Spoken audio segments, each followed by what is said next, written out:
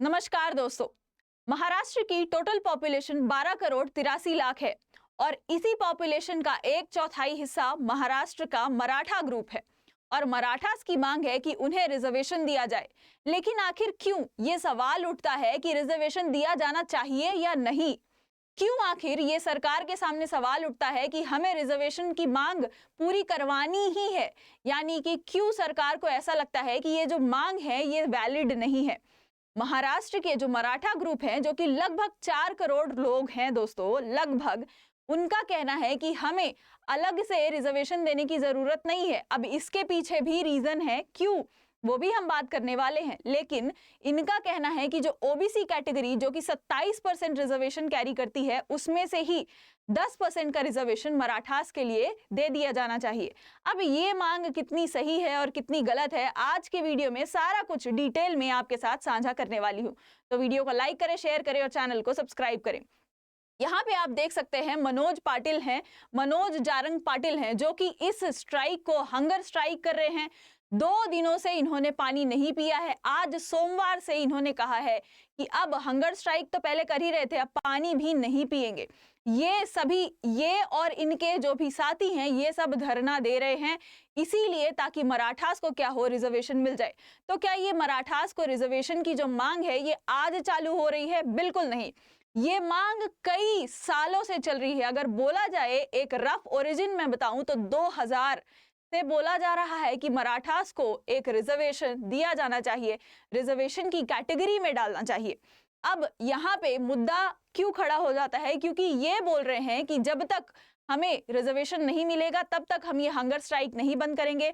अब यहाँ पे आप देख रहे होंगे मुंबई का CSMT यानी कि एक यूनेस्को वर्ल्ड हेरिटेज साइट जो है, छत्रपति शिवाजी महाराज टर्मिनस, इसमें आकर लोग क्या कर रहे हैं, एयर स्ट्राइक कर रहे हैं। इसी के पास में एक आजाद मैदान है जहां पे ये सारे लोग इकट्ठा होते हैं और स्ट्राइक करते हैं। किस चीज के लिए? ताकि इनको मराठा का कैटेगरी में डाल दिया जाए, रिजर्वेशन मिल जाए। अब आखिर क्यों ये इतना ज्यादा इंपॉर्टेंट है, आप देख सकते हो यहाँ पे हाई कोर्ट ने मराठा के आरक्षणों पे क्या करी है, चिंता जताई है। बॉम्बे के हाईवे मराठास ने क्या किया है, आंदोलन में मुंबई उत्पन्न क्या गंभीर स्थिति पर चिंता व्यक्त की है। कोर्ट जो है, हाई कोर्ट क्या कह रहा है, यहाँ पे सरकार ने सड़कों पे खाली करने का और आंदोलन जो भी आंदोलन कर रहे हैं, जो भी स्ट्राइक कर रहे हैं, मुंबई में प्रवेश करने से रोकने को कहा है। यानी जितने भी मराठास हैं महाराष्ट्र में, सारे के सारे एकजुट हो रहे हैं मुंबई के आजाद मैदान में और वहां पे आके स्ट्राइक कर रहे हैं। जैसा आप देख सकते हो इस तरीका का कुछ मंजर दिखाई देता है। अब यहाँ पे आंदोलनकारी जो है मनोज जारंग, जिनका नाम जो लीडर हैं इनके, वो क्या कह रहे हैं कि भूख हड़ताल पर वो हैं और उन्होंने पानी पीना भी छोड़ दिया है। उन्होंने चेतावनी दी है किसको, सरकार को, कि अगर आरक्षण की मांग पूरी नहीं की जाएगी तो 5 करोड़ मराठास जो हैं वो सड़कों पर उतर आएंगे।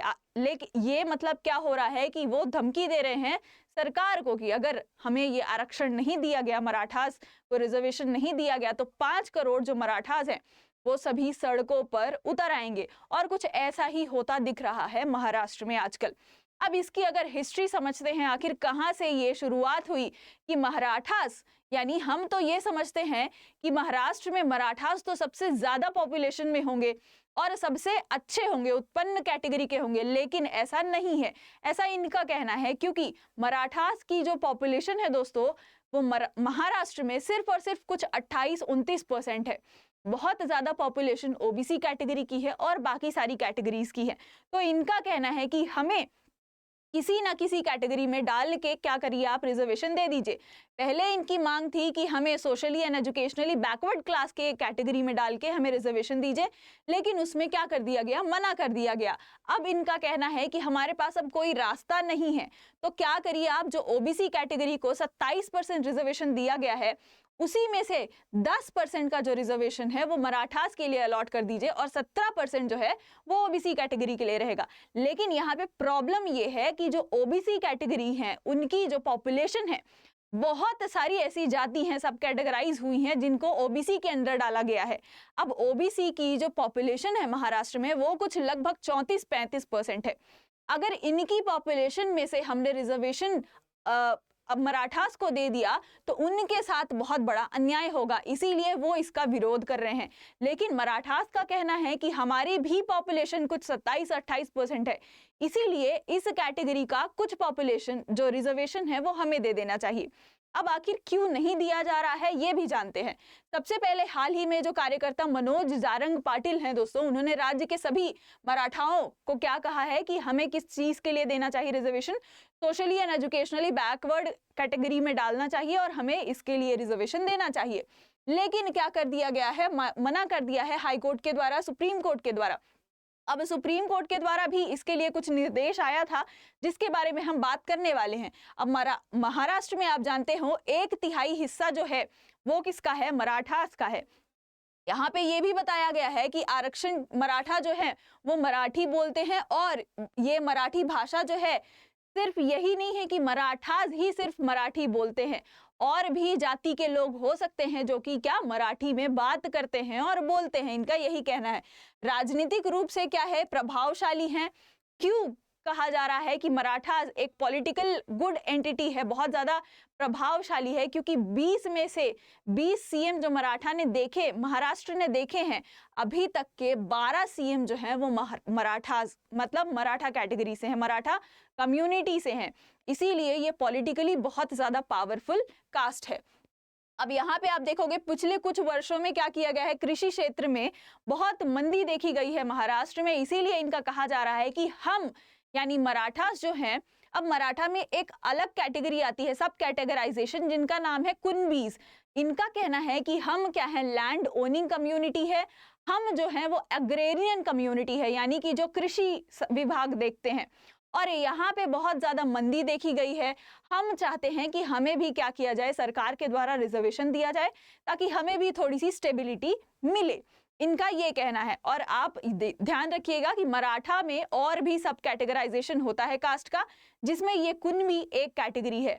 और भी गैजेटे जब नोटिफिकेशन आया था, बहुत पहले की बात है, हैदराबाद का गैजेटर और सतारा का गैजेटर, जब जो महाराष्ट्र है वो हैदराबाद तक जाता था दोस्तों, तब एक गैजेटे निकला था जहां पे ये सारे कैटेगराइजेशन, सारी की सारी कास्ट डिटेल में डिस्कस की गई हैं।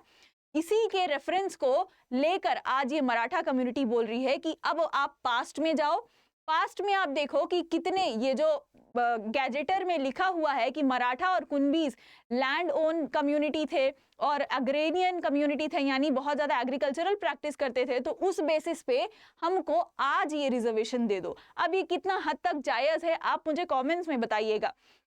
आगे अगर बात करते हैं, मराठा आरक्षण की मांग आखिर क्यों है या फिर सामान्य नहीं है, क्योंकि ये जो आरक्षण की मांग है दोस्तों, मराठा दशकों से क्या कर रहे हैं कि इसी श्रेणी में है हम, उनकी मांग यही है कि हमको क्या है, हम यही रिजर्वेशन वाली कैटेगरी में आते हैं। लेकिन कानूनी चुनौतियां क्या है, लॉ के हिसाब से राज्य के सामाजिक और आर्थिक रूप से पिछड़ा वर्ग जो है वो अधिनियम 2018 के हिसाब से इसको क्या कर दिया गया, रद्द कर दिया गया। यानी मराठा जो कम्युनिटी है उनको कहा गया कि आप socially and educationally backward category में नहीं आते हो, इसीलिए आपको ये रिजर्वेशन नहीं दिया जाएगा। ये सुप्रीम कोर्ट के द्वारा जजमेंट दी गई थी।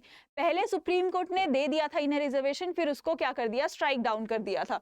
अब राज्य के और क्या प्रतिक्रिया आती है, तो महाराष्ट्र सरकार ने एक सुधारात्मक याचिका जारी की थी जिसमें क्या कहा था, समुदाय को पिछड़ा वर्ग बताना चाहिए और उसके लिए आगे करना योजना बनानी चाहिए।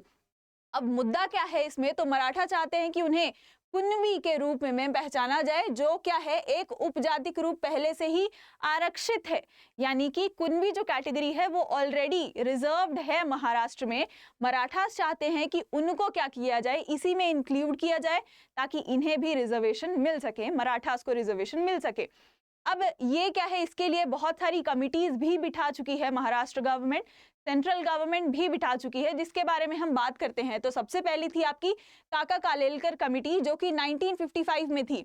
अब यहाँ पे बोला गया दोस्तों कि ब्राह्मणों के अलावा मराठाओं महाराष्ट्र में जो हैं वो बहुत ज्यादा क्या है, अन्य और बहुत अच्छी जो समुदाय है वो है, एक प्रभावशाली समुदाय है। तो इनको ये जो रिजर्वेशन है वो क्या नहीं देना चाहिए। इनका कहना है कि पिछड़े वर्ग में समुदाय में ये रूप में नहीं माना जाता है जो मराठास हैं, यानी काका कालेलकर कमेटी ने मना कर दिया था रिजर्वेशन देने से। आगे अगर बात करें तो बीडी देशमुख का भी समिति बनाया गया था 1964 में। इन्होंने भी क्या कर दिया था, मना कर दिया था कि मराठास जो हैं उनको रिजर्वेशन नहीं मिलना चाहिए। आगे मंडल आयोग है जो 1979, आपको याद होगा मंडल आयोग ही है जिसने ओबीसीज को या फिर सब कैटेगराइजेशन हो ये सारा किया था। इतने सारे ओबीसीज यानी 3000 से भी ज्यादा ओबीसीज को इस कैटेगरी में डाला था और रिजर्वेशन दिलवाया था। इसका भी यही कहना है कि मराठास एक रिजर्व्ड कैटेगरी में नहीं आने चाहिए, वो ऑलरेडी क्या है, गुड कैटेगरी यानी कि एक इफेक्टिव क्लास से आते हैं, पॉलिटिक्स में बहुत ज्यादा अच्छे हैं और वहां पे एक अपना रुतबा बना के रखा है, तो ये इस कैटेगरी में फिट नहीं होते हैं, यानी सोशली एंड एजुकेशनली बैकवर्ड में नहीं फिट होते हैं। उसके बाद राणी आयोग आता है 2014 में, जिनका कहना है कि मराठा जाति जो है उसके लिए आरक्षण चाहिए, होना चाहिए, उसके लिए आरक्षण की सिफारिश होनी चाहिए। और वो यूज करते हैं कॉन्स्टिट्यूशन के आर्टिकल 15 क्लॉज 4 और 16 क्लॉज 4, जो कि एक जो है रिजर्वेशन प्रोवाइड करता है एजुकेशन में, एक जो है वो रिजर्वेशन प्रोवाइड करता है एम्प्लॉयमेंट में। तो उनका कहना था, राणे कमेटी का कहना था कि इनको क्या करना चाहिए, इस समुदाय को हमें रिजर्वेशन देना चाहिए। अब आगे एक कमेटी आती है गायकवाड़ आयोग 2017 में, इनका भी यही कहना है कि ये क्या है, सामाजिक और आर्थिक रूप से पिछड़े वर्ग में आते हैं, इसीलिए इनको क्या करना चाहिए, हमें रिसर्च करनी चाहिए और ज्यादा इनके बारे में इंफॉर्मेशन निकालनी चाहिए और इनको आरक्षण देना चाहिए, इनका यही मानना था। इसीलिए अब और ज्यादा अभी ये जो आप देख रहे हैं रिजर्वेशन के लिए मांग चल रही है।